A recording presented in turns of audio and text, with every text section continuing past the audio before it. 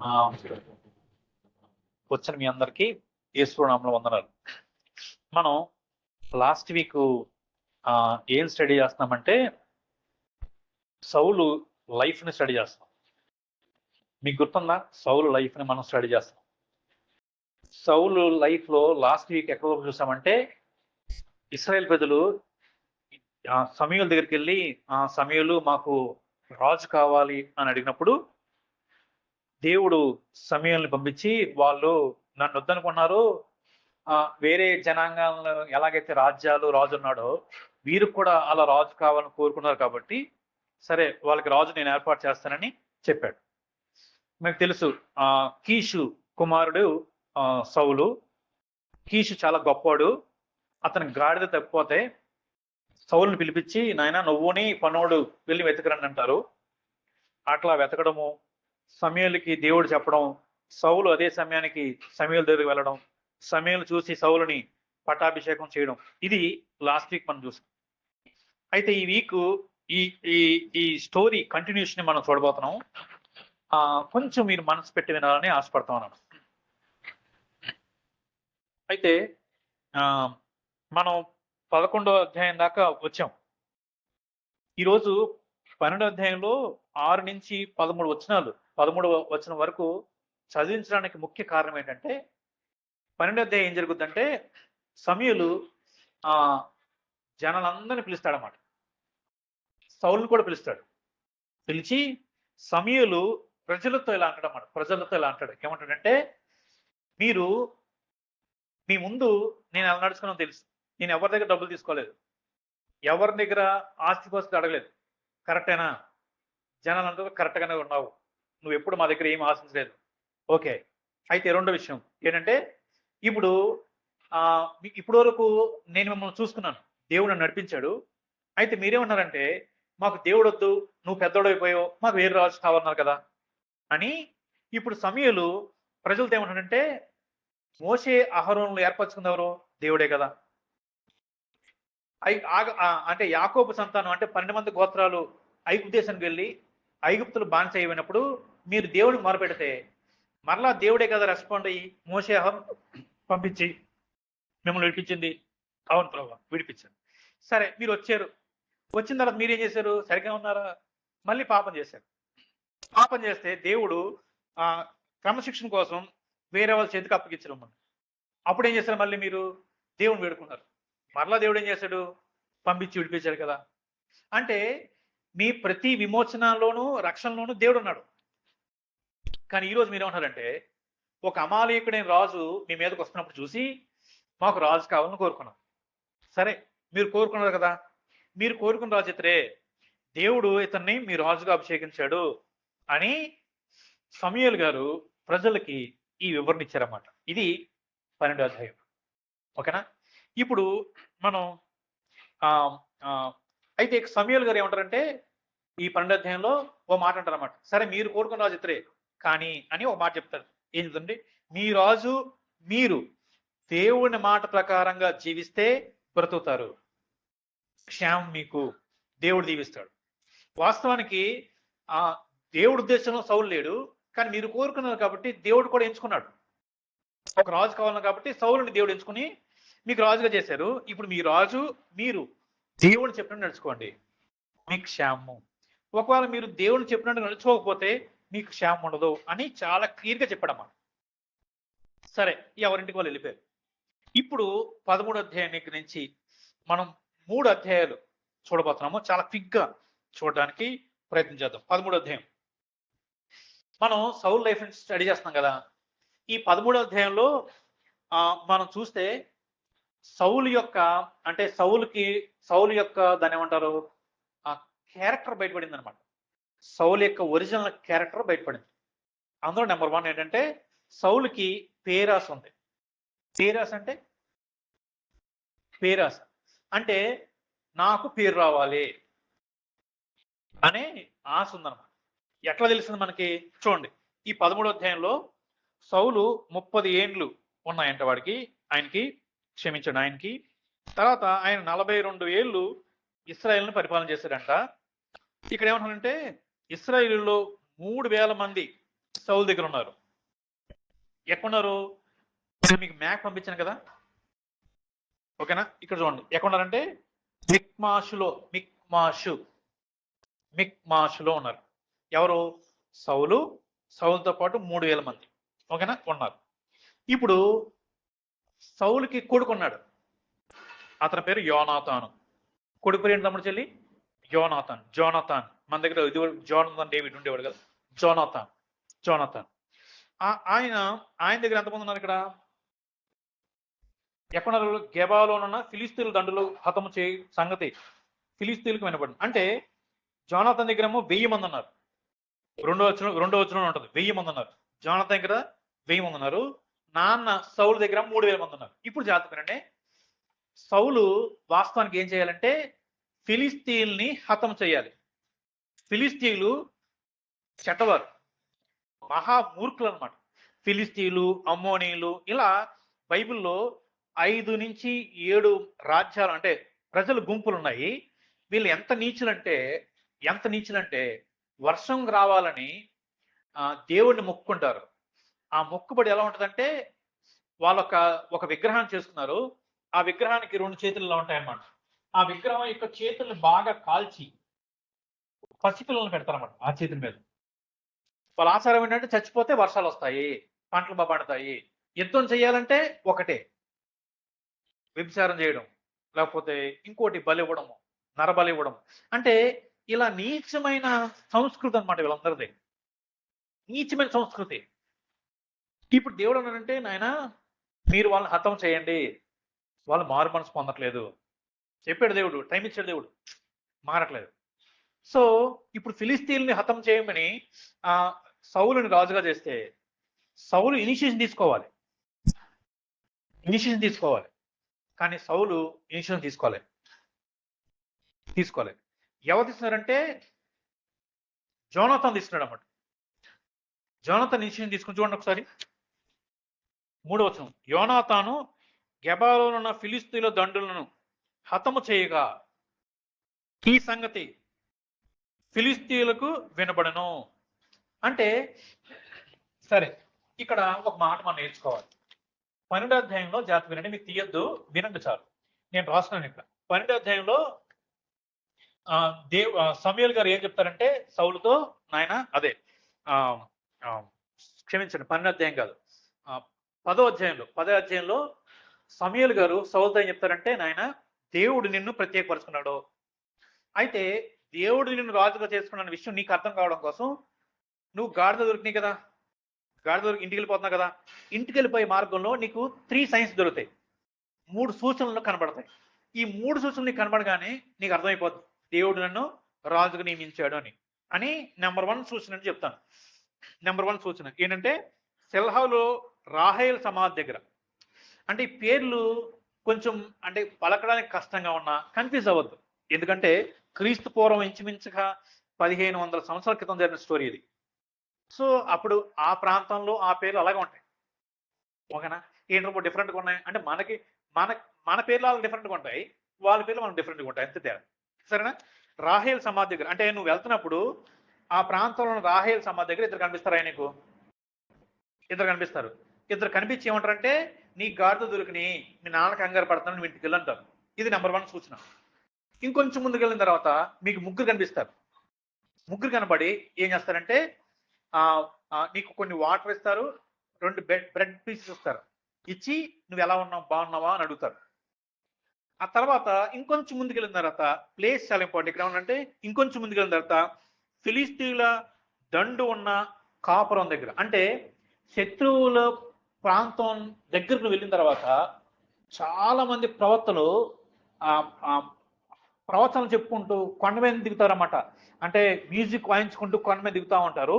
నువ్వు చూస్తావు, నువ్వు చూడగానే దేవుని ఆత్మ ఆయన మీలోకి వచ్చిన తర్వాత నువ్వు కూడా వాళ్ళకిలాగే ప్రవచనాలు చెప్తావు. ఈ 3 సూచన, ఈ 3 సూచనలు జరుగుతాయి. అప్పుడు నీకు అర్థమవుతుంది దేవుడు నిన్ను రాజుగా ఎంచుకున్నాడు అని. జాగ్రత్తగా ఇప్పుడు మనం 13వ అధ్యాయాన్ని చదువుతున్నప్పుడు 10వ అధ్యాయం జరిగిన ఈ సంఘటన ఎందుకు మనం జ్ఞాపకం చేసుకోవాలి అంటే, అప్పుడు సమూయేలు అంటారు, 10వ అధ్యాయంలో సమూయేలు అంటారు, ఈ 3 సూచనలు జరిగిన తర్వాత జాతర. ఈ 3 సూచనలు జరిగిన తర్వాత దేవుడు నీకు నూతన మనసు ఇస్తాడు. ఇచ్చిన తర్వాత దేవుడు నీకు తోడుగా ఉంటాడు. ఉన్న తర్వాత ఏమంటాడంటే సమూయేలు, అప్పుడు నీ మనసుకు నచ్చింది చెయ్యి అంటాడు. చూద్దాం చూడండి ఒకసారి. ఆ ఒక్క వచనం చూద్దాం.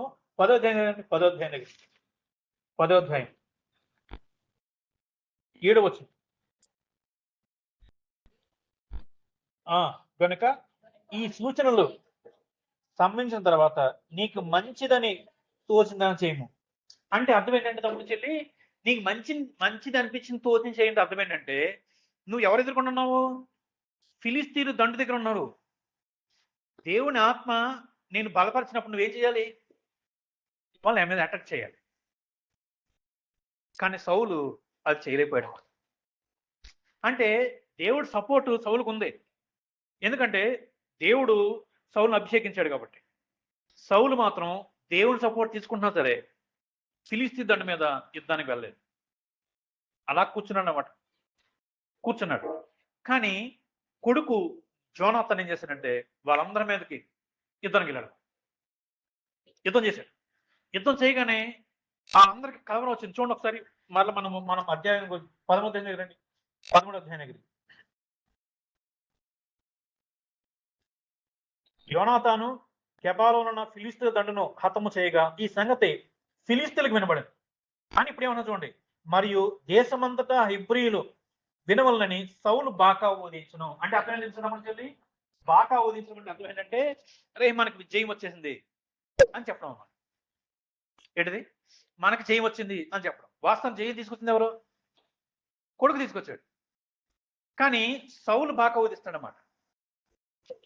మీకు ఇంకా అర్థం చూడండి. 4వ వచనం స్టార్టింగ్ లో ఉంది. సౌలు ఫిలిస్తీ దండును హతం చేశాడు. ఎవరు చేశారు? ఎవరు చేశారు అంటే వాస్తవానికి జోనాథన్ చేశాడు. కానీ బాకా ఊదింది ఎవరంటే సౌలు. అంటే నేను జయం తీసుకొచ్చాను అని చెప్పుకున్నాడు అన్నమాట. ఇప్పుడు జనాలు ఏమనుకున్నారంటే ఓ సౌలు గారు ఫిలిస్తీన్ హతం చేశారు కాబట్టి మనం ఇంకా సపోర్ట్ చేయాలని వస్తారన్నమాట. అదే ఉండదు చూడండి.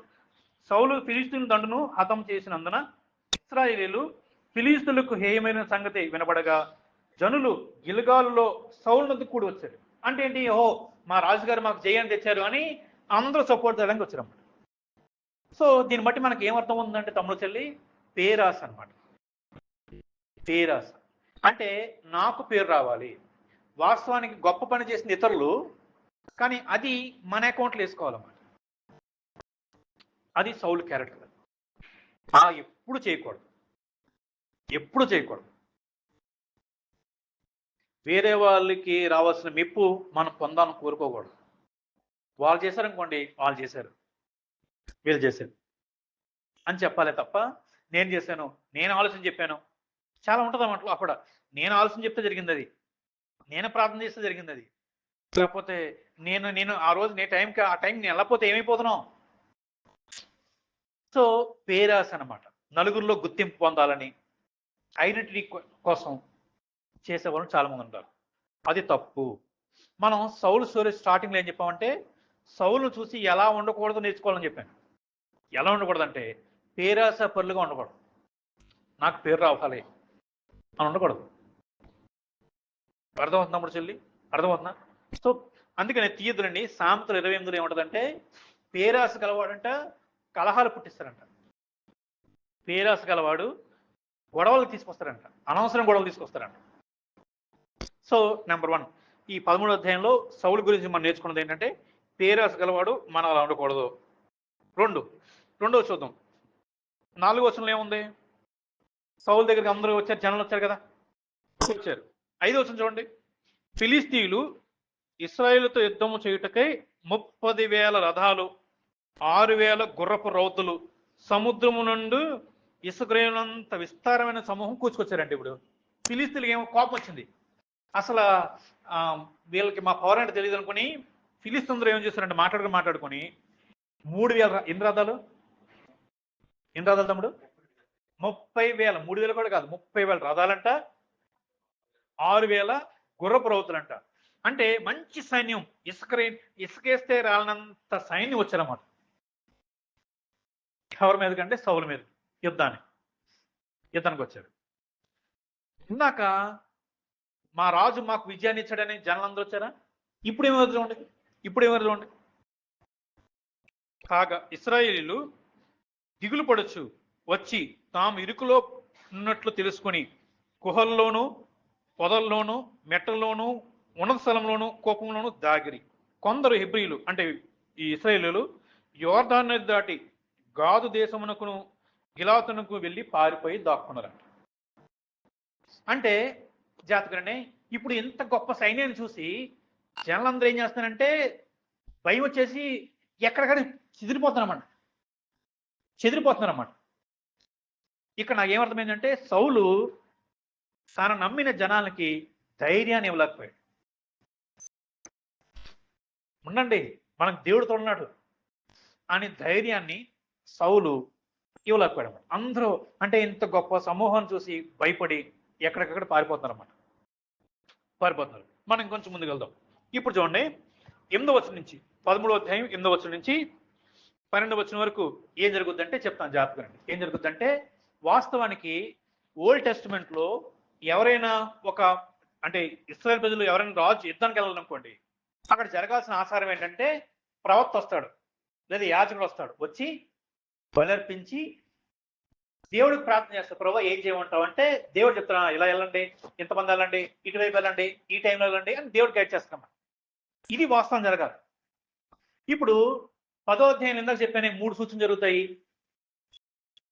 అయిపోయిందా? 3 సూచనలు అయిపోయిన తర్వాత నీ మనసు నచ్చింది చేయనడా? దాని నెక్స్ట్ వర్స్ ఏముంటుందంటే అప్పుడు నేను గిల్గాళ్ళకు వచ్చి నీ కొరకు బలిస్తాను, దేవుడు అడుగుదాం, ఏం చెప్తాడో చూద్దాము, అప్పటి వరకు వెయిట్ చేయంటాడు. ఇప్పుడు ఇక్కడ ఏముంది, జనులందరూ ఆ ఫిలిస్తీన్ల దండు చూడగానే భయం వేసి పారిపోతున్నారు కదా, వెళ్ళిపోతారు. అందరూ వెళ్ళిపోతుంటే సౌలుకి భయం వేసి సమూయేలు ఇంకా రావట్లేదని ఏం చేయాలి తెలుసా, సమూయేలు మాత్రమే చేయాల్సిన పనిని సౌలు తన చేతిలో తీసుకొని తను బలిస్తాడు. జాతకనండి, పాత నిబంధన గ్రంథంలో చాలాసార్లు ఇప్పుడు ఇక్కడ ఇసుక రేణువులు ఎలా ఉంటాయి సముద్రం చుట్టూ, అంతమంది జనం వచ్చినా సరే ఒక్క ఇశ్రాయేలు ప్రజలు కూడా యుద్ధం చేయకుండా దేవుడు విజయాన్ని ఇచ్చాడు. చాలా ఉన్నాయి స్టోరీస్ ఉన్నాయి. దేవుడు అంత గొప్పవాడు. కానీ సౌలుకి భయం వేసింది అనమాట. అమ్మ బాబోయ్, నా దగ్గర ఉన్న జనాలందరూ వెళ్ళిపోతున్నారు, వాళ్ళేమో వస్తా ఉన్నారు ఫిలిస్తీన్లు, నాకేమైపోద్దో అని సమూయేలు రాకముంటే సౌలు ఏం చేశాడంటే బలి ఇచ్చేశాడు. ఓల్డ్ టెస్టిమెంట్ లో అది చాలా ఘోరమైన పని, చేయకూడదు. అలా అంటే యాజకుడు చేయాల్సిన పని రాజు చేయకూడదు, అని చేసేసాడు. మనకి ఏం కనిపిస్తుందంటే దేవుడి మీద అవిశ్వాసం కనిపిస్తుంది. నమ్మకం లేదు, దేవుడు కాపాడలేమో, బలి ఇవ్వకపోతే దేవుడు కాపాడలేమో, ఒకలాంటి అవిశ్వాసం అన్నమాట సౌలు. మనకి ఎప్పుడు అలా ఉండకూడదు తమ్ముడు చెప్పి, మనం ఎప్పుడు అలా ఉండకూడదు. అందుకని మన జాతకు చూడండి, కింద ఏమంట చూడండి,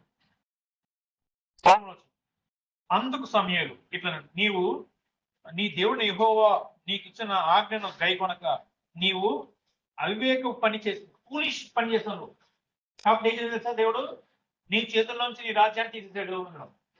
అంటే నేను రాజుగా అనుకున్నాడు దేవుడు, కానీ నువ్వు చేసిన ఈ ఫూలిష్ పనికి దేవుడు ఏం చేశాడంటే నీ చేతుల్లోంచి ఈ రాజ్యాన్ని విడిపించేశాడు. అంటే నువ్వు నెక్స్ట్ నీ తర్వాత ఇంకెవరు రాజు కాదు, నీ తర్వాత ఇంకెవరు ఈ ఇశ్రాయేలు ప్రజల మీద రాజు కారు అని చెప్పేసారు అన్నమాట. జాతకులంటే సౌలు చేసిన ఈ పని మనకేం అర్థమవుతుంది అంటే, జనాలకు వెళ్ళిపోతారని భయమేసి, శత్రువులు వస్తున్నారని భయమేసి, సమూయేలు ఇంకా రాలేదని భయమేసి సౌలు చేసిన ఈ పని ఎట్లాంటిది అనేది మనం అర్థం చేసుకోవాలి. కొంచెం ఇక్కడ అర్థం చేసుకోవాలి. జాతకులంటప్పుడు కొన్నిసార్లు మన మీద చాలా ప్రెజర్ ఉంటుంది, కొన్నిసార్లు మన మీద చాలా ప్రెజర్ వస్తుంది అనమాట. అది టెంప్టేషన్ ప్రెజర్స్ అవ్వచ్చు, ఫ్రెండ్స్ వల్ల అవ్వచ్చు, మొబైల్ వల్ల అవ్వచ్చు, లేకపోతే మన దుర్బుద్ధి, లోపల పుట్టిన దుర్బుద్ధి వల్ల అవ్వచ్చు, ఇంకేదైనా అవ్వచ్చు. ప్రెజర్ వస్తుంది. ఈ ప్రెజర్లో మనం చేసే పని మన బుద్ధిని వ్యక్తపరుస్తుంది అనమాట. అంటే సౌలుకున్న ప్రెజర్ వాస్తవమే, భయం ఉంటుంది మరి. కానీ ఆ టైంలో తను చేసిన పని ఏం వ్యక్తపరుస్తుంది తెలుసా, కొన్ని అత్యవసరమైన పరిస్థితుల్లో మనం దేవుడి మాటను పట్టించుకోవాల్సిన లేదు అన్నట్లుగా చెప్పేసాడు అన్నమాట. కొన్ని ప్రెజర్ ప్రెజర్ ఉన్న కండిషన్స్ లో దేవుడి మాటని మనం పట్టించుకోవాల్సిన లేదు అనే భావన వ్యక్తం చేశాడు. మనం కూడా అంతే తమ్ముడు చెల్లి, మనం కూడా అంతే. నాకు తెలిసిన ఒక అక్క ఉన్నారు. అక్క మంచి విశ్వాసి. అక్కని విశ్వాసం నడిపించిన కొంతమంది పెద్దలు మ్యారేజ్ ప్రపోజల్ తీసుకొచ్చారు. ఆయన కూడా మంచి విశ్వాసం. ఒకరి మొక్కలు ఒకరు చూసుకోకుండానే ప్రార్థన చేస్తున్నారు. ప్రభా, పలానా పేరున్న వ్యక్తి నాకు ప్రపోజల్ తీసుకొచ్చారు, మీ చిత్తమా? స్పష్టంగా ఇద్దరికి తెలిసింది దేవుడి చిత్తం ఇది. అయితే ఈ అక్క వాళ్ళ నాన్నగారికి ఇష్టం లేదు. ఎందుకంటే ఆయన సేవకుడు. ఈ నాన్నగారి పరిస్థితి ఏంటంటే, అమ్మా మరి ఆయన సేవకుడు అన్నావు, పోషణ అలాగా కష్టపడిపోతావు, నీకు ఇబ్బందులు పాలవుతావు, వద్దు ఆ సంబంధము అంటే, లేదు నాన్న ఇది దేవుని చిత్తము అని చెప్పింది. 2-3 years గడిచింది. స్టిల్ ఇది దేవుని చిత్తము అంటే, తల్లిదండ్రులను ఎదిరించి బయటికి వెళ్ళిపోయి మ్యారేజ్ చేసుకోవాలని ఆమెకు ఇష్టం లేదు. అది మంచిది కూడా కాదు. 2-3 years గడిచిన తర్వాత నాన్న సిక్ అయ్యాడు, బెడ్ రెడన్ అయిపోయారు. ఇక లాస్ట్ అనమాట, చివరి మాటలు, పిల్లమండి అమ్మాయిని పిలిచారు. అమ్మ నీకు మాట అడగలను. ఏంటి నాన్న? చేయి చాపి, అమ్మ చివరి మాట అమ్మ, ఆ అబ్బాయిని పెళ్లి చేసుకోకమ్మా, మాట ఇస్తావా? సంతోషంగా వెళ్ళిపోతాం అని చివరి చేయి చాపి ప్రామిస్ తీసుకోపోతాడు. ఎలా ఉంటుంది అమ్మకి, అక్కకి? నాన్న సంతోషంగా పంపించాలా, దేవుడిని సంతోష పెట్టాలా? నాన్న ఇష్టం నెరవేర్చాలా, దేవుడి ఇష్టం నెరవేర్చాలా? ఆ టైంలో ఉందంట, నాన్న మీరంటే నాకు చాలా గౌరవం, చాలా ఇష్టం, కానీ దేవుడి చిత్తాన్ని నేను మేరలేను, నన్ను క్షమించండి. ఆయన అలాగే కళ్ళు మూసాడు. అంటే ప్రెజర్ టైంలో వాస్తవమే, ప్రెజర్ తప్పేం కాదు, వస్తుంది. కొన్నిసార్లు ఆయా రకాలుగా ప్రెజర్స్ వస్తాయి. ఈ ప్రెజర్స్ లో మనం ఎట్లా బిహేవ్ చేస్తున్నాం? సౌలు బిహేవియర్ ఏం తెలియజేస్తుందంటే, కొన్ని అత్యవసరమైన ప్రెజర్స్ అప్పుడు దేవుడి మాట మనం లెక్క చేయ అవసరం లేదు అని అనుకున్నాడు. మరి అలా ఉండొచ్చా? ఎట్టి పరిస్థితుల్లో అలా ఉండకూడదు. ఎందుకంటే దేవుడి మాట విని ఎవ్వడు నష్టపోవాలి. దేవుడి చిత్త ప్రకారంగా బ్రతికి ఎవరు నష్టపోవాలి. షూర్ అనమాట అసలు. ఎందుకంటే అది ఎవరికి అవమానం? దేవుడికే కదా అవమానం. ఊరుకుంటాడా? No no no no. So మనం సౌలు చేసిన ఈ 13వ అధ్యాయంలో సమూయేలు అర్పించాల్సిన బలి సౌలు అర్పించడాన్ని బట్టి, అంటే వాళ్ళకి వీళ్ళకి భయపడి మనకేం తెలియజేస్తుందంటే, మనం ప్రజస్లో కూడా దేవుని చిత్తాన్ని చేయడానికి ఇష్టపడాలి. మీకు ఆల్రెడీ ఒక విషయం చెప్పాను నేను. ఒక అన్న రూమ్ లో ఉంటే చెల్లి రూమ్ లోకి వచ్చింది, చెప్పాను కదా మీకు. అన్న వాటర్ ఇవ్వడానికి వెళ్తుంటే వెనక నుంచి చెల్లి కౌగులించుకుంది. ఎలాంటి ప్రెజర్ అది? ఆ టైంలో దేవుని చిత్తాన్ని చేశాడు. నేను నా సంతోషం చూసుకోనా, దేవుని సంతోషం చూసుకోను. వెంటనే అమ్మాయిని తీసుకొచ్చి బయట రోడ్డు మీద ఆపి అక్కడి నుంచే పేరెంట్స్ పిలిపించి పేరెంట్స్కి అప్పగించాడు. అంటే ఇట్లా మనం ఉండాలి. ఈవెన్ దో ప్రెజర్స్ వస్తాయి, కానీ ఆ టైంలో కూడా మనం దేవుని సంతోషపెట్టాలి అనే భావన, నిశ్చయిత, ఆ కాన్ఫిడెన్స్ మనకు ఉండాలి. దేవుని మనం సంతోషపెట్టాలి.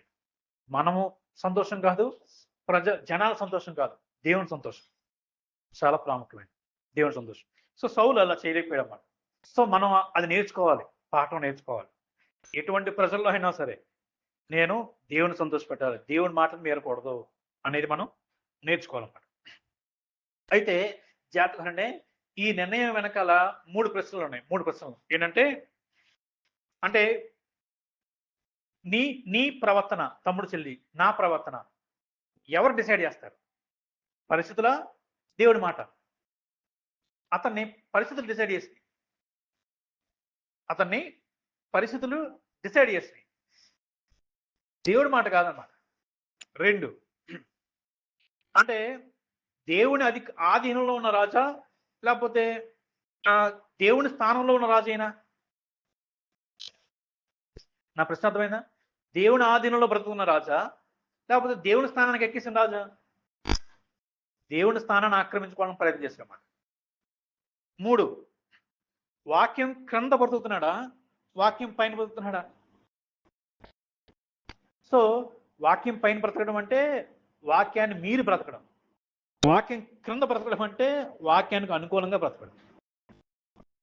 సో తమ్ముడు చెల్లి జాగ్రత్తగా ఉందాం. మనం నేర్చుకోవాల్సిన పాఠం ఏంటంటే మన ప్రవర్తన. నేను ఎప్పుడు ఇలా ప్రార్థన చేసుకుంటాను, ప్రభువా, ఈవెన్ నిన్న కూడా, అంటే ఈరోజు ఈ మెసేజ్ కోసం ప్రేయర్ చేస్తాను, కానీ ఈవెన్ ఎస్టర్డే, నిన్న కూడా నా ప్రార్థన ఎప్పుడు ఏంటంటే, ప్రభువా, మనుషులు తిట్టినా, మనుషులు కొట్టినా, నిందలు వేసినా, పొగిడినా, 3, రెండోది పరిస్థితులు ప్రతికూలంగా ఉన్నా, అనుకూలంగా ఉన్నా, ఆరోగ్యంలోనూ అనారోగ్యంలోనూ, ఈ 4 విషయాలని పాపం చేయకుండా ఉండాలి. ఏంటది?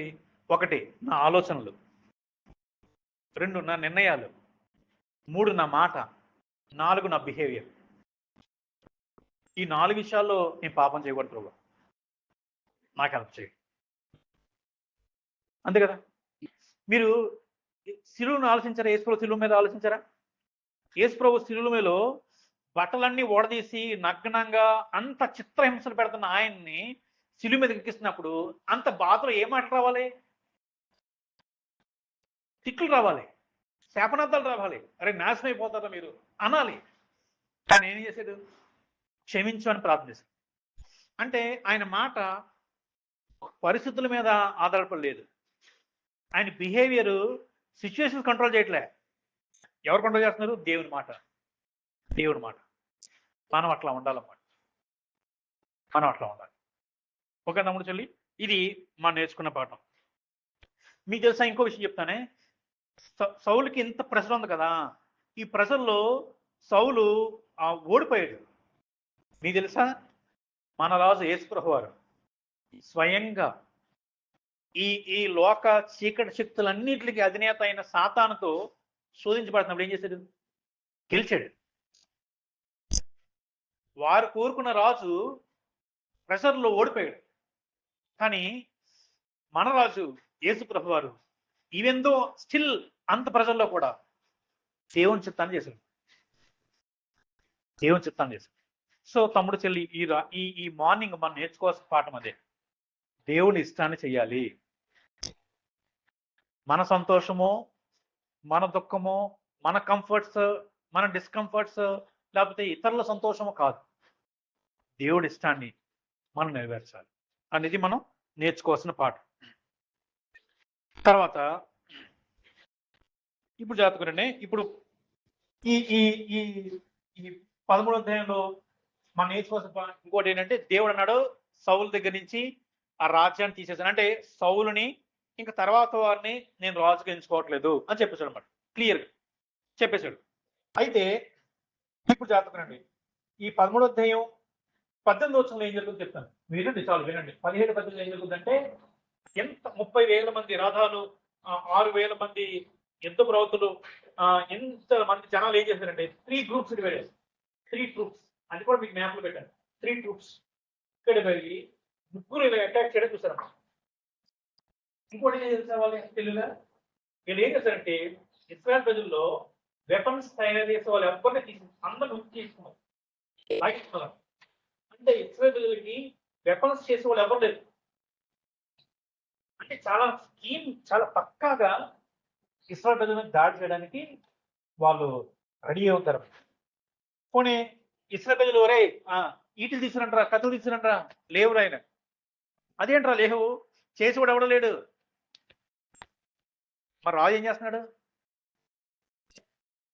రాజు ఏం చేస్తున్నాడు అంటే, ఎంత దేవుడిచ్చిన బాధ్యతని ఎంత లూజ్గా తను కమిటెడ్ అంటే మనకు అర్థమవుతున్నాడు.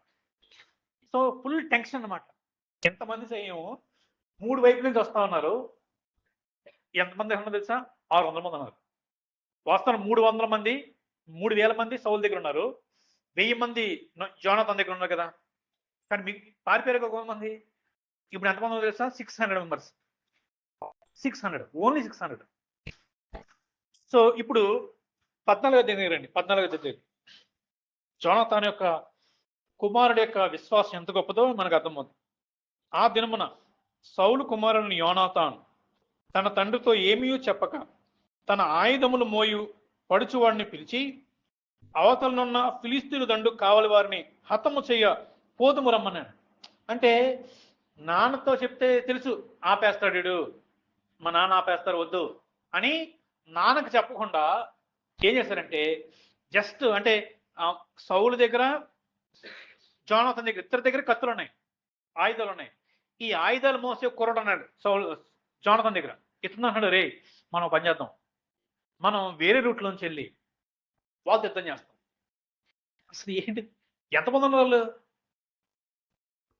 ఇద్దర పడుచువాడు కుర్రోడు ఈ జోనాథన్, వీళ్ళిద్దరూ యుద్ధం చేయడానికి వెళ్తున్నారు.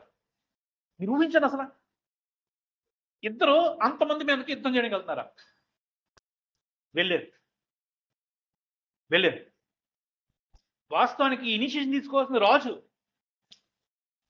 కానీ రాజు ఇనిషియేషన్ తీసుకోవట్లే, కూర్చోడం అన్నమాట. ఇట్లా దానం చెట్టు ఉంటుంది, దానం చెట్టు కింద పోమగ్రనేట్ ట్రీ కింద డేరాలు వేసుకుని వెయిట్ చేస్తాడనమాట.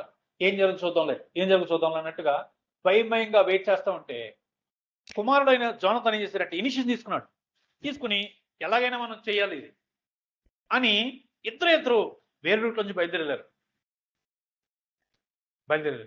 తమ్ముడు జాగ్రత్తగా, జోనాథన్ విశ్వాసం ఎంత గొప్పగా ఉంది, కుమారుడి విశ్వాసం ఎంత గొప్పగా ఉంది. ఫాదర్ అయిన సౌలుకి ఆ విశ్వాసం రాలే. సౌలుని అభిషేకించడం తెలుసు, అన్నీ తెలుసు, కానీ సౌలు లేదు. కానీ కుమారుడు జోనాథన్ చాలా విశ్వాసంతో వెళ్తే వీళ్ళిద్దరు అనుకున్నారు, రే ఓ పని చేద్దాం, ఒక సైన్ అడుగుదాం దేవుణ్ణి అని. దేవుడు సైన్ అడిగి, ప్రభువా మేము వెళ్తాం, ఎవరైనా ఫిలిస్తీన్లు మమ్మల్ని చూసి రండి మా దగ్గర రండి అని పిలిచారనుకో, అప్పుడు నువ్వు మమ్మల్ని ఎలమన్నట్టు లెక్క అనుకుని వెళ్తానమ్మా. ఇద్దరే చెప్పకుండా, ఎవరికి తెలియదు, ఇద్దరు వెళ్తారన్నమాట వేరే రూట్ నుంచి. వెళ్ళగానే వీళ్ళు చూపించుకుంటారన్నమాట, మేము వచ్చామన్నట్లుగా. అవతల ఫిలిస్తీన్లు చూసి అరే వీళ్ళు ఇస్రాయేల్ ప్రజలు కదా, రండి లోపలికి రండి, మీకు చూపిస్తానండి అన్నట్లుగా చిన్నపిల్లలు పిలిచారన్నమాట. రండి అని. అప్పుడు జోనాథన్ అన్న మాటలు చాలా గొప్పగా ఉంటాయి. వెళ్దాం, ఇద్దరైతే ఏముంది, దేవుడు గొప్పవాడు కదా, మన ఇద్దరితో కార్యాలు చేయలేడా దేవుడు అనుకుని వీళ్ళిద్దరు వెళ్ళి 20 మెంబర్స్ చంపేస్తారు.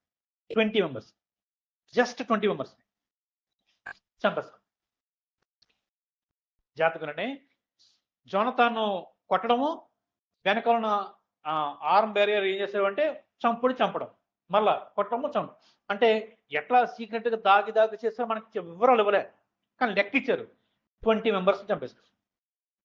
అయితే జాతకులనే మనం నేర్చుకోవాల్సిన పాఠం చెప్తాను తమ్ముడు చెల్లి జాతకులు. ఇప్పుడు ప్రపంచంలో ఎంతమంది పాపులేషన్ ఉన్నారు? 800 కోట్ల ఇంకా పై చెల్లికి కదా, మన దగ్గర హైయెస్ట్ పాపులేషన్ మన దగ్గర. ఇప్పుడు నువ్వు నీతో పాటు మిగిలిన ఈ 800 కోట్ల మంది ఉన్నారనుకోండి, నీ దగ్గర దేవుడు లేడనుకో, యు ఆర్ జీరో. అలా కాకుండా నువ్వు ఒక్కడిగా ఉన్నావు, నీతో దేవుడు ఉన్నాడు. నీకు వ్యతిరేకంగా మిగతా 800 కోట్ల మంది ఉన్నారు, including army, navy, air force, అంటే యుఎస్ఏ, రష్యా, పెద్ద వాళ్ళందరూ నీవు ఒక్కడే ఉన్నావు, నీకు వ్యతిరేకంగా ఉన్నావు అనుకోండి, నీతో దేవుడు అంటే వాళ్ళందరికంటే నువ్వు గొప్పవాడు, వాళ్ళందరికంటే శక్తిమంతుడు. నేర్చుకోవాలి పాఠం, మనం నేర్చుకోవాలి. ఎందుకంటే ఆఫ్టర్ ఆల్ చిన్న కుర్రలు ఇద్దరు ఎంత సాహసించి ప్రయత్నించలేదు కదా. అంటే జోనాథన్ విశ్వాసం తనకేదో యుద్ధం తెలిసాను కాదు, ఎవరి మీద విశ్వాసం అంటే దేవుడి మీద. అంటాడు, తక్కువ మంది అయితే ఏంటి, ఎక్కువ మంది అయితే ఏంటి, దేవుడు చేయగలడు కదా అంటాడు.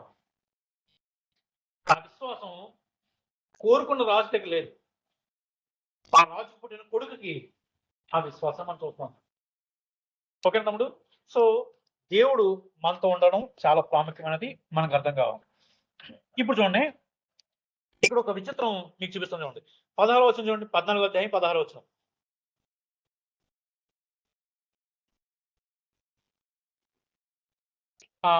కాదు కాదు 15 వచనం. దండులోను పొలంలోను జనులందరూ మహా భయం కలిగను. ఎవరిని బట్టి? జోనాథన్ చేసిన పనిని బట్టి. అంటే వీరిద్దరే అంతమంది జనంలో 20 మెంబర్స్ ఎంత? యాక్చువల్ కదా 20 మెంబర్స్ ఎంతమంది ఉన్నారు? అందరూ 20 మంది చచ్చిపోతుంది లెక్క. కానీ లెక్క అది ఎందుకు లెక్క అంటే వీళ్ళకి దేవుడితో ఉన్నాడు. ఆ 20 మెంబర్స్ చనిపోవడం మిగతా అందరికీ అర్థమైపోయి వాళ్ళందరిలో తెలియని భయం వచ్చిందండి. భయం రావడమే కాదు, ఇంకేం జరిగింది చూడండి. భయకంపం కలిగెను. దండు కావలి వారు దోపుగాండ్రులను భీతునుందని నేల అదిరెను. అంటే వీళ్ళకి దేవుడు ఎంత సహాయం చేశాడంటే, దేవుడి చిత్తం చేయడానికి దేవుడి సహాయం ఎప్పుడు తోడుంటది. తమ్ముడు చెల్లి, దేవుని చిత్తం చేయడానికి దేవుని సహాయం ఎప్పుడు మనకు తోడుంటది. నేను ఒక్కనే కదా, చిన్నోనే కదా, ఆఫ్టర్ ఆల్ నేనేం చేయగలను అనుకోవద్దు. నీకు దేవుడు తోడుంటే అందరికంటే బలవంతుడు నువ్వు. అందరికంటే బలవంతుడు. వీళ్ళు చేసిన ఈ చిన్న పనిని దేవుడు హాన్వర్ చేసి వాళ్ళందరిలో ఎన్ని రథాలు, ఎన్ని గుర్రాలు, ఎంతమంది సైన్యం ఉన్నా వాళ్ళందరిలో ఒకలాంటి భయం వచ్చేసింది. రెండోది, నేల వణికిందండి. ఎంత భయపడతారు వాళ్ళందరూ? ఎంత భయపడతారు మీకు తెలుసా? ఇలా భయపడతా ఉంటే సౌలు పోమోగ్రనేట్ చెట్టు కింద డేరాడేసి కూర్చున్నాడు కదా, ఇక్కడ కావాలి వారు బైనప్లకు పెట్టి చూసారన్నమాట. చూడగానే అదంతా అక్కడ ఉంటుంది, చదివించిన టైం లేక చదివించట్లేదు. చూడగానే వాళ్ళందరికీ ఏంటి ఇది జరుగుతుంది అక్కడ అని చాలా బాగా గమనిస్తే వాళ్ళందరూ భయపడతా ఉన్నారు. అర్థమై సౌలు చెప్తాడన్నమాట, సార్ ఎందుకో వాళ్ళందరూ చాలా భయంగా ఉన్నారు సార్, కలవరంగా ఉంది సార్ అందరూ అక్కడ. అవునా, అయితే పదండి అటాక్ చేద్దాం అని వెళ్తాడు. అప్పుడు వెళ్తాడు, అటాక్ చేయడం వెళ్తాడు.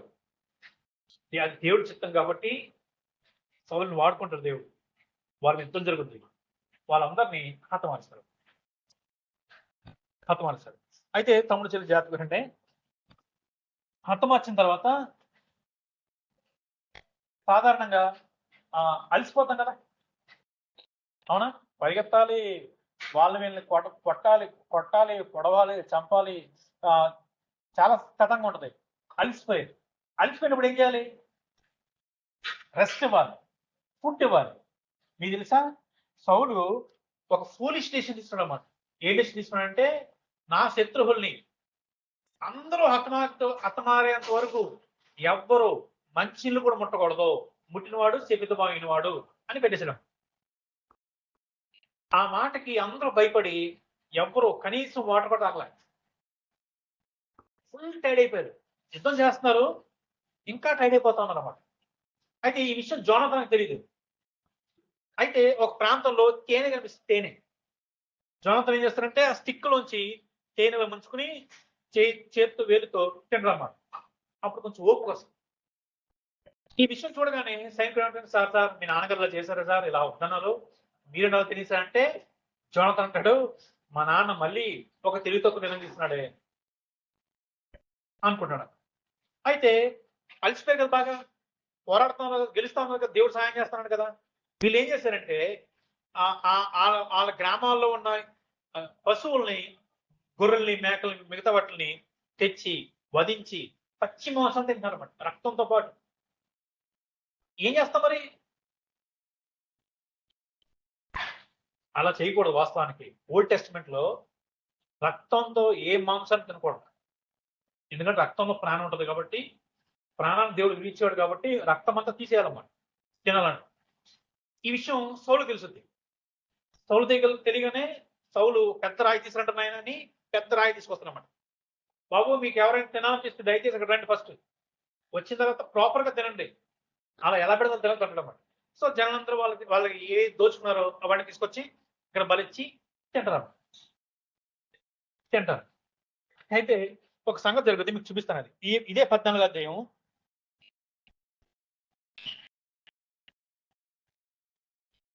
14వ అధ్యాయం.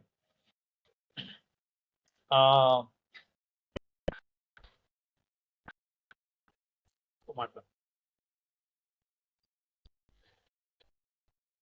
38 వచ్చిన చూడండి. 38.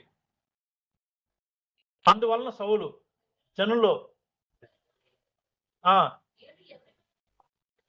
నేడు ఎవరి వల్ల ఈ పాపం కలిగింది అంటే జనందరూ ఇలాంటి పాపం చేయడానికి ఎవరు కారణం అన్నమాట. వాస్తవానికి ఎవరు కారణం? సౌలు కారణం. పెట్టాలి కదా, భోజనం పెట్టడానికి ఎంతో బాగా జరుగుతుంది. ఏ పెట్టకుండా పెట్టినందుకు శక్తమైపోతాడని శాపం పెట్టేసి అలా ఉంచితే జనాలందరూ తట్టుకోలేకపోయారు అన్నమాట. తమ్ముడు చేస్తున్నాండి చెల్లి, మనం నేర్చుకోవాల్సిన ఇంకో పాఠం ఏంటంటే తీయండి మత్తయి సువార్త, తీయండి మత్తయి సువార్త 7వ అధ్యాయం. మనం దగ్గరికి వచ్చేసాము, క్లోజ్ చేస్తున్నాను. 7వ అధ్యాయం 3వ వచనం నుంచి. నీ కంటిలో ఉన్న దూలము నెంచక నీ సహోదరుని కంటిలో ఉన్న నలుసును చూడటం ఎలా? నీ కంటిలో దూలం ఉండగా నీవు నీ సహోదరుని చూసి నీ కంటిలో ఉన్న నలుసును తీసివేయమని ఎలా చెప్తావు? వేషధారి, మొదట నీ కంటిలో ఉన్న దూలాన్ని చూసుకో. అంటే అర్థం ఏంటంటే ఆయన ముందు నీలో ఉన్న తప్పును చూసుకో. నీలో ఉన్న తప్పును చూసుకో. నీలో ఉన్న తప్పు చదివితే వేరే వేరే దాంట్లో తరచుద్ది. కానీ నీలో దూలాలు ఉన్నాయంట, వాళ్ళ దగ్గర నడుసు ఉందంట. నీలో ఉన్న అంత పెద్ద పాపాలను వదిలేసి వేరే వాళ్ళని చూసి ఎవరే ఇలా ఉంటాడంట్రా ఇలా ఉంటాడంట్రా అనడం ఏంటి? సౌలు చేసింది అదే అన్నమాట. వాస్తవానికి తప్పు కారణం, మెయిన్ కారణం సౌలు. కానీ తన చేసిన తప్పుని తను పట్టించుకోవడం మానేసి ఎవరు చేశారో అని వెతుకుతాడు అన్నమాట. తమ్ముడు చెల్లి, మనం ఇలా ఉండకూడదు. మీకు కూడా చెప్పనా? మరి అన్న, మనలో ఉన్న తప్పులు మనకు ఎలా అర్థమవుతాయి? ఒకే ఒకటి. ఇప్పుడు మీ ముఖం ఎలా ఉందో ఎలా తెలుస్తుందేమో చెప్పండి. అర్థం. Very good. అర్థం. బైబిల్ని అర్థంతో పోల్చారు. అంటే మీరు ఎప్పటికప్పుడు మనం బైబిల్ చదువుతా ఉన్నప్పుడు మనలో ఉన్న తప్పులు ఏంటో చెప్పుతాను, అప్పుడు సరి చేసుకోవచ్చు. బైబిల్ దగ్గర రాకుండా మనలో ఉన్న తప్పులు మనకు అర్థం కావు. వేరే వాళ్ళ తప్పులు ఎత్తి చూపించే ప్రమాదం ఉంది. మనం నేర్చుకోవాల్సిన పాఠం ఇది. అయితే ఎవరు ఈ పాపం చేశారని కానీ మీ కొడుకు జోనతాన్ చేశాడు అంటాడు. అప్పుడు ఎవరైతేనేంటి జోనతాన్ సరే చంపేయండి అతన్ని అంటారు. అప్పుడు జనాలందరూ, అయ్యా నాయన, మనకి ఇంత గొప్ప రక్షణ తీసుకొచ్చాడు జోనతాను, చావడానికి వీల్లేదు. దేవుడు జోనతాన్ వాడుకొని గొప్ప రక్షణ తీసుకొచ్చాడు మనకి. వాస్తవం యుద్ధానికి ఆరంభించిన ఎవరు? జోనతాన్ ఆరంభించాడు. ఆ దండులో కలవరం పుట్టడానికి జోనతాన్ చేసిన చిన్న పని దేవుడు కార్యం చేశాడు. అలాంటి నీ కుమారుని చంపుతా ఉంటావా? వద్దొద్దు అని ఆపుతారన్నమాట అందరూ.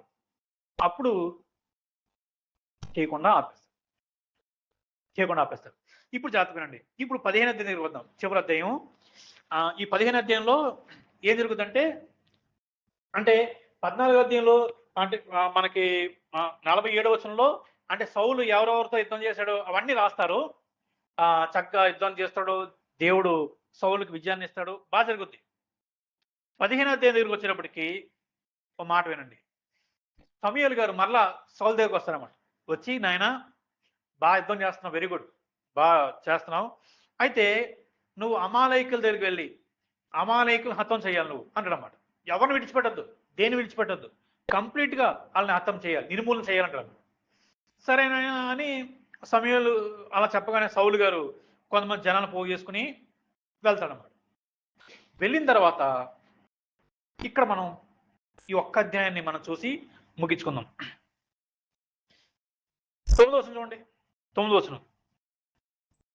సౌలును జనులను కూడి అగగును గొర్రెల్లోనూ ఎడ్లలోనూ క్రొవ్విన గొర్రె పిల్లలను మొదలైన వాటిలోని మంచి వాటిని నిర్మూలము చేయక. చాలు తల్లి, చాలు. నిర్మూలము చేయక. మూడో వచనంలో ఏమంటాడంటే సమూయేలు గారు, నాయన ఏది వదలడానికి వీల్లేదు, అన్ని అన్ని అన్ని. కానీ 9వ వచనంలో ఏం చేస్తుందంటే, వెళ్తాడు, యుద్ధం చేస్తాడు, కానీ అగగును అంటే రాజును వదిలేస్తాడు. రెండోది, అక్కడున్న మంచి బలిసిన పశువుల్ని, ఎడ్లని, గొర్రెల్ని తెచ్చుకుంటాడు అన్నమాట. దేవుడేమో సమయం ద్వారా నాయన ఉండడానికి వీలేదు అంటే సౌలు ఏం చేస్తారంటే కొన్ని ఎంటనే తెచ్చుకుంటారు. అక్కడ మాట చదవాలి మనం. సౌలును జనులను కూడి, ఇద్దరు కలిసి. ఓకేనా? కూడి అన్న మాట జాగ్రత్తగా అంటే కూడి, ఇద్దరు కలిసి. ఇప్పుడు జాగ్రత్తగా ఇప్పుడు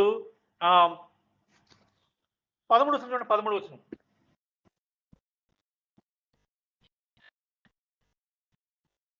అంటే సౌలు దగ్గరికి వస్తుంది అన్నమాట. రాగానే సౌలు, యెహోవా వలన నీవు ఆశీర్వదించబడిన వాడువు, యెహోవా ఆజ్ఞ నేను నెరవేర్చాను అంటాడు. అంటే సమూయేలు గారు వస్తారు. రాగానే సౌలు గారు లేచి గౌరవవంతంగా వెళ్ళి నమస్కారం పెట్టి, సార్ ఎలా ఉన్నారు, బాగున్నారా, నేను మీరు చెప్పినట్లుగా దేవుని ఆజ్ఞ నెరవేర్చాను అంటాడు అన్నమాట. నెరవేర్చే వాస్తవానికి లేదు, నెరవేర్చలేదు. ఇప్పుడు కింద ఏమంటారు చూడండి డైలాగ్, 15వ వచనం. అందుకు సౌలు అంటే సమూయేలు అడుగుతారన్నమాట, అవునా నెరవేర్చావా? నెరవేర్చినప్పుడు నాకు ఎందుకో మరి గొర్రెలు అరుస్తున్నావు, ఎడ్లు రంకెలు వినపడుతున్నాయి, అవి ఎక్కడవి అంటాడన్నమాట. అప్పుడు సౌలు చెప్పిన సమాధానం చూడండి. అందుకు సౌలు, అమాలేకుల యొద్ద నుండి జనులు వీటిని, ఇందాక ఏం చెప్పాను, సౌలును జనులను కూడి అంటే ఇద్దరు కలిసి తీసుకొచ్చారు. కానీ ఇప్పుడు సమూయేలుతో ఏం చెప్తానంటే జనులు తీసుకొచ్చారని చెప్తాను అన్నమాట. చూడండి, మళ్ళీ చదువుతాను. అందుకు సౌలు, అమాలేకుల యొద్ద నుండి జనులు వీటిని తీసుకుని వచ్చిరి, నీ దేవుడిని యెహోవాకు బలిచ్చుటకు జనులు గొర్రెలను ఎడ్లను మంచి వాటిని ఉంచుకున్నారట. అంటే ఇది ఎలా ఉంటుందంటే చర్చ్ కన్స్ట్రక్షన్ కోసమో లేకపోతే దేవుని పని కోసమో డబ్బులు ఇవ్వాలి అన్నప్పుడు ₹1,00,000 లంచం తీసుకుని 90,000 కానుకిచ్చాడు అనుకోండి. 90,000, 95,000, 95,000 అంటే అమౌంట్ ఎంత? చాలా ఎక్కువ కదా, హ్యూజ్ అమౌంట్ కదా. దేవుడు సంతోషమైన దేవుడు, సంతోషమైన దేవుడికి సంతోషం కాదు. ఎందుకని? అరే బాబాయ్, అందరికంటే 95,000 ఇస్తున్నాడా, కేవలం 5,000 ఉంచుకుంటున్నాడా, నా మీద ఎంత ప్రేమ ఈయనకి అనుకుంటాడు దేవుడు? అనుకోడు. ఎందుకని దేవుడికి ఇష్టం ఉండదు? నువ్వు లంచం తీసుకున్న డబ్బులు, నువ్వు కష్టపడే రూపాయి ఇచ్చినా హ్యాట్స్ ఆఫ్ అంటాడు దేవుడు. ఆ ముసలామి రెండు కాసులు వేసిందండి, అంతే కదా. అంటే దేవుడు ఏం చూస్తాడు, మనం ఫస్ట్ నుంచి చూస్తున్న విషయం ఏంటంటే దేవుడు మనసును చూస్తాడు. ఈడేమో ఇక్కడ సౌలు చేసే పని ఏంటంటే, సౌలు జనులు కలిసి కొన్నిట్లు తీసుకొస్తే సమూయేలు అడుగుతున్నప్పుడు సౌలు అంటాడంటే, బాబు నేను తేలేదు, అది జనులు తీసుకొచ్చారు మంచి వాటిని. ఎందుకు తీసుకొచ్చారు? నీ దేవుడైనా, మన దేవుడు అంటలేదు, నీ దేవుడైన యెహోవాకు బలి ఇవ్వడానికంట, బలి ఇవ్వడానికి. 18వ వచనం చూడండి. మరియు యెహోవా నిన్ను సాగనింపి నీవు పోయి పాపాత్ములైన అమాలేకు నిర్మూలన చేయము, వారు లయమగు వరకు వారితో యుద్ధం చేయమని సెలవేయగా, నీవు ఎందుకు యెహోవా మాట వెనక దోపుడు మీద ఎగబడి ఆయన దృష్టికి కీడు చేస్తేవి? అందుకు సౌలు, ఆ మాట అనొద్దు, నేను యెహోవా మాట విన్నాను, యెహోవా నన్ను పంపిన మార్గం నేను పోయి అమాలేకులను రాజుకు అగగ్గును తీసుకుని వచ్చి తిని, కానీ అమాలేకులను నిర్మూలన చేస్తుని. అయితే గిల్గాలులో నీ దేవుడు యెహోవాకు బలి అర్పించుటకు జనులు శపితములకు గొర్రెల్లోనూ ఎట్లను ముఖ్యమైన వాటిని తీసుకొచ్చానంటాడు. అంటే ఏం గమనిస్తుంది తమ్ముడు చెల్లి? ఎందుకయ్యా దేవుడి మాట వినలేదంటే, అలా అనగద్దు, నేను దేవుడి మాట విన్నాను, బలి ఇవ్వడానికి శపితమైన వాటిల్లో మంచి తీసుకొచ్చాను అన్నాడు. ఆల్రెడీ చెప్తున్నాడు కదా శపితమైందని, చెడ్డని చెప్తున్నాడు కదా. శపితం అంటే అర్థం ఏంటంటే దేవుడికి ఇష్టం లేదని. ఇప్పుడు వాటిలోంచి మంచి తీసుకురావడం ఏంటి? ఆల్రెడీ చెడ్డవే కదా, చెడ్డలోంచి మంచి ఏరుకోవడం ఏంటి? అంటే ఎలా ఉంటుంది అంటే, కూరగాయల మార్కెట్లో అన్ని కులిపోయిన కాయల్లో తక్కువ కులిపోయిన తీసుకురావడం అనమాట, తక్కువ కులిపోయిన తీసుకురావడం అనమాట. అట్లా ఉందన్నమాట. ఇది తీసుకొచ్చారండి. సమూయేలు అంటారు, నాయన నువ్వు చాలా తప్పు చేసావు అని. ఈ మాట ఒక్క చూసి మనం ముగించుకుందాం చూడండి. 22. అందుకు సమూయేలు తాను సెలవిచ్చిన ఆజ్ఞను ఒకడు గైకొనటం వలన యెహోవా సంతోషించినట్లు ఒకడు దహన బలులు అర్పించడం వల్ల ఆయన సంతోషించిన ఆలోచించము. బలు అర్పించడం కంటే ఆజ్ఞను గైకొంటయు, పొట్టేలు క్రొవ్వు అర్పించడం కంటే మాట వినటయు శ్రేష్టము. దేవుడికి ఏది సంతోషం? ఆయన మాట వినడం సంతోషం. దేవుడికి ఏది సంతోషం? ఆయన ఆజ్ఞ ప్రకారంగా బ్రతకడం సంతోషం. ఇవి చేయకుండా మిగతావి ఏం చేసినా సరే దేవుడు అంగీకరించడు, దేవుడు స్వీకరించడు. తమ్ముడు చెల్లి, సౌలు దేవుడి కంటే అంటే దేవుడిని ఎలా అర్థం చేస్తున్నాడంటే చాలా చీప్గా అనమాట. దేవుడికి బలిస్తే చాలు అంటే ఆ బలి ఎక్కడి నుంచి తీసుకొస్తున్నావు? అవసరం లేదు అని సమయంలో ఏమంటాడంటే, బాబు నీ తర్వాత నీ వంశంలో ఇంకెవ్వరికి రాజ్యాన్ని ఇవ్వడు అని చెప్పేసి వెళ్ళిపోతాడు అనమాట. వెళ్ళిపోతుంటే సౌలు ఏం చేస్తుంటే ఇలా వెళ్ళిపోతుంటే దుప్పటి చెంగు ఇలా ఎగురుతుంది కదా, పట్టుకున్నాడు అనమాట. పట్టుకోగానే చెంగు చిరిగిపోద్దంట. అంటే సమయం ఎంత కోపంగా తిరుగుంటాడు, ఇట్లా చిరిగిపోద్దట చెంగు. చిరిగిపోగానే సమయం ఆగుతాడు. అప్పుడు సౌలు అంటాడు, అలా కాదయ్యా, నేను పాపం చేసింది వాస్తవమే, నేను పాపం చేశాను. అయితే ఒక్కటే, ఇప్పుడు బొలివ్వాలి కదా, నువ్వు నాతో పాటు రాకపోతే నాకు అవమానం, నాకు సిగ్గు, జనాలందరూ ఏమనుకుంటారు, కాబట్టి నువ్వు నాతో పాటు రావయ్యా. నేను దేవుడు నన్ను ఎంచుకున్నాడు కదా, నన్ను రగజ చేశాడు కదా, నువ్వు వస్తే నాకు గౌరవం ఉంటుంది అనగానే, సరే దేవుడు ఎంచుకున్న రాజు కాబట్టి అవమానపరచడం ఎందుకని సమయలు సౌలుతో పాటు వెళ్ళి బలిస్తాడు. అంటే దేవుడి మాట కంటే తన చుట్టూ ఉన్నవారి ఘనత ముఖ్యం అన్నమాట. సమయాలకి దేవుడి మాట కంటే తన చుట్టూ ఉన్నవారి ఘనత ముఖ్యం. అంటే తన చుట్టూ ఉన్నవారి దృష్టిలో నేను ఎలా ఉన్నాను అది ముఖ్యం, దేవుని దృష్టిలో ఎలా ఉన్నాను అనవసరం. వీళ్ళందరూ ఏమనుకుంటున్నారో ముఖ్యం ఆయనకి, దేవుడు అనుకుంటున్నాడో అనవసరం ఆయనకి, అనవసరం. సో తమ్ముడు చెల్లి, మనం అలా ఉంటున్నాము, ఒక్కసారి మనం పరీక్ష చేసుకోవాలి. మనం అలా ఉండకూడదు, సౌల్లో ఉండకూడదు. మనకి జనాలు ఏమనుకుంటున్నారో అనే దానికంటే దేవుడు అనుకుంటాడు అనేది ముఖ్యం. ఈ విషయంలో దేవుడు అనుకుంటున్నాడు, ఇలా చేస్తే జనాలు మెచ్చుకోవచ్చు, కానీ దేవుడికి ఇష్టం లేదేమో. ఇలా చేయకపోతే జనాలు తిడతారు, కానీ దేవుడికి ఇష్టమేమో. ఆలోచన చేసుకుని మనం జీవించాలి తప్ప జనాల కోసం వీళ్ళేమనుకుంటారు అని దేవుడిని పక్కన పెట్టుకోడు. మీకు తెలుసా, సౌలు అంటే తన తప్పుని వేరే వాళ్ళ మీద పెట్టేసేవాడు, వేరే వాళ్ళ ఘనతని తాను తీసుకునేవాడు. అలా ఉండకూడదు మనం. కానీ మన ప్రభు అంటాడు కాదు. మన ప్రభు ఎంత గొప్పవాడంటే, తీయండి ఒకసారి ఇది ఒకటి, మొదటి పేతురు పత్రిక తీయండి. మొదటి పేతురు పత్రిక